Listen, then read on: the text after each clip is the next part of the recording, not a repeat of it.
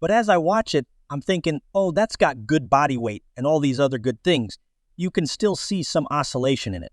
It's just like little, jiggle back and forth oscillations as it walks. We can also tell right away that those shins, or whatever the lower leg parts are definitely structural after L complained about the competition doing a frame-by-frame analysis.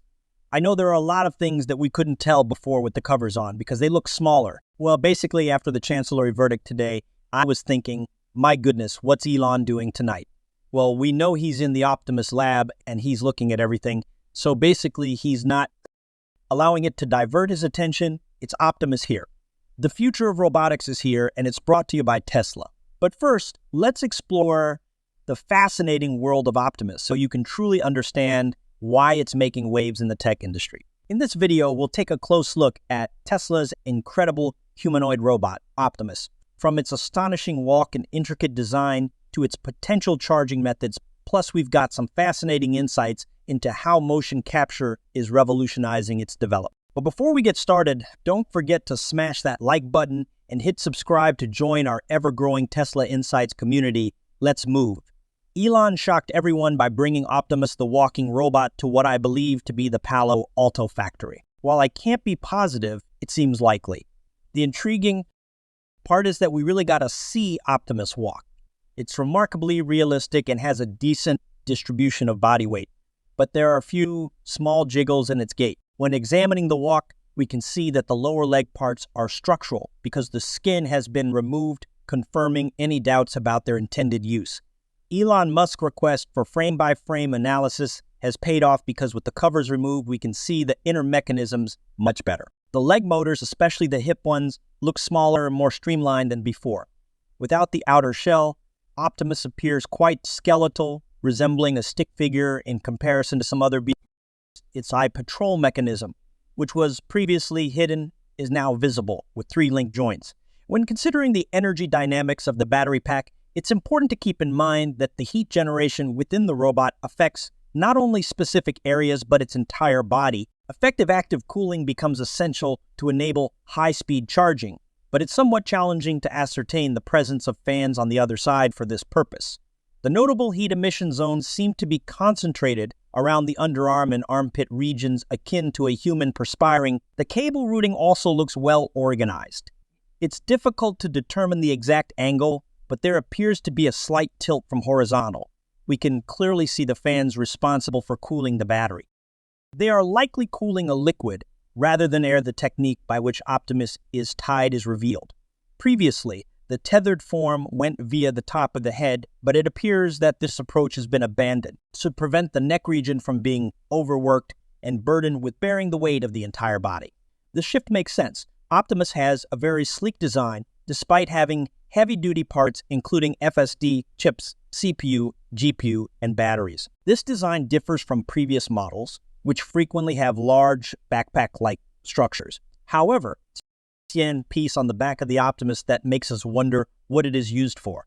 It's possible that this block is a charging converter of some kind, though we're not sure exactly how Optimus charges. One reasonable theory is that Optimus runs on a DC system, which reduces the requirement for internal AC converters.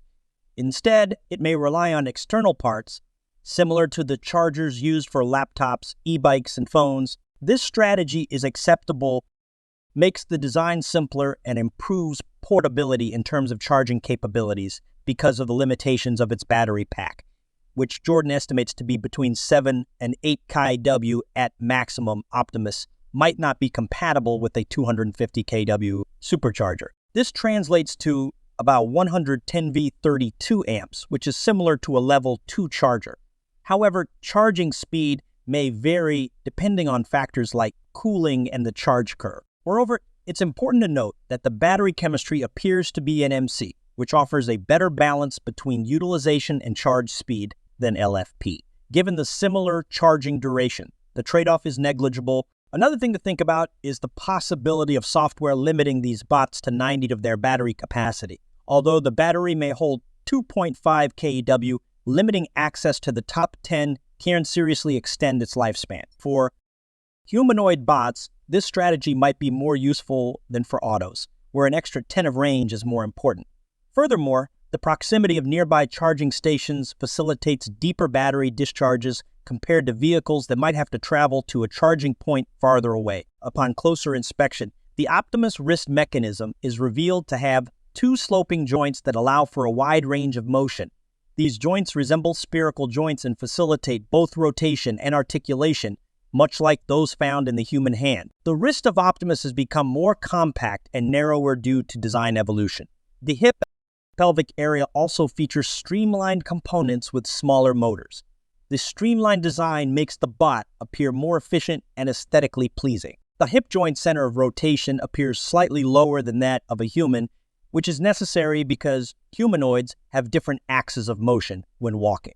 This design adaptation may limit the bot's stride length, maximum speed, but it fits in with the intended use in factory settings where a fast walking speed of about 5 miles per hour is not necessary. As we look at the elbow mechanism, we can't say for sure whether it has changed significantly without better pictures, but it appears to be mostly in line with the original design. The presence of a cooling system, likely consisting of a cooling liquid that circulates around the battery's CPU, GPU, and FSD components, is indicated by the fans that are clearly visible. This suggests that Optimus has some serious computational power. Let's take a closer look at that intricate mechanism. Admittedly, the limited perspective we have here makes it difficult to discern the exact workings.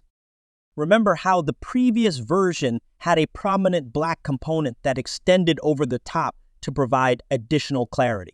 Well, it appears that this new design may have simplified it. Reversing the axis of rotation will, in fact, make some things more apparent when you take the time to compare photos and possibly obtain access to better one. Unfortunately, there isn't currently a way to download the video for a more thorough examination, but we'll make the best of it using what we have before moving on to the hip area of Optimus Maximus. The components are clearly lighter and more compact than in the previous version.